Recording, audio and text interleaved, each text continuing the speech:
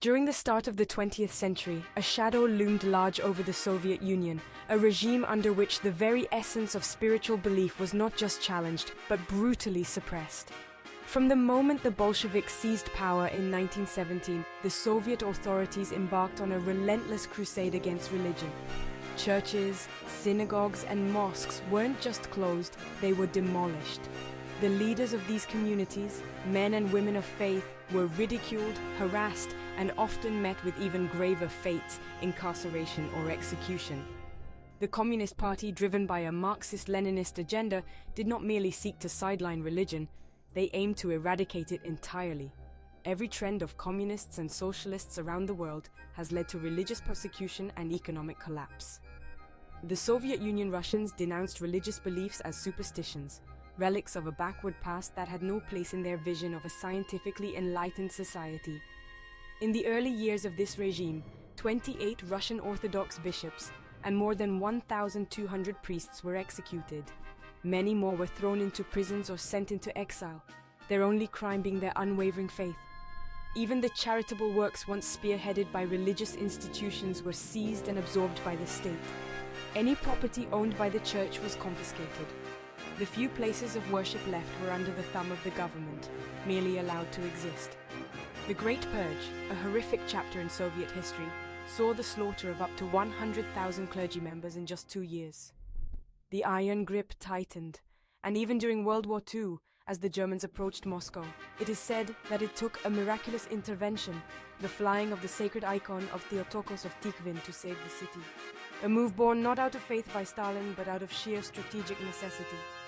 Millions of Russians still practiced Christianity in secret.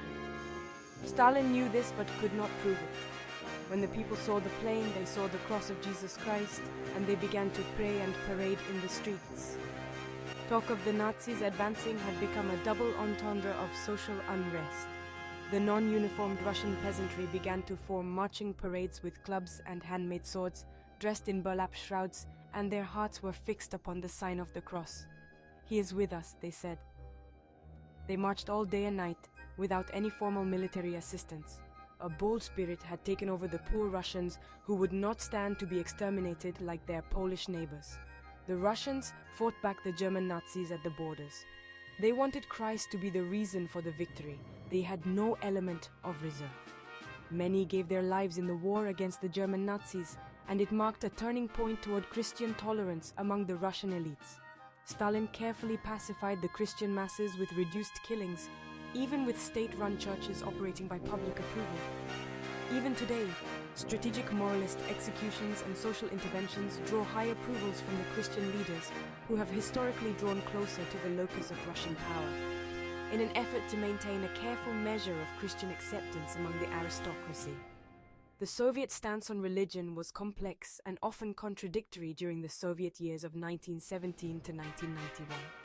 While outwardly oppressive to Christians, the regime recognized the pragmatic need to ease their chokehold on Christian Orthodoxy during critical times, particularly when seeking the unity necessary to withstand the ravages of war and when facing international pressure from allies.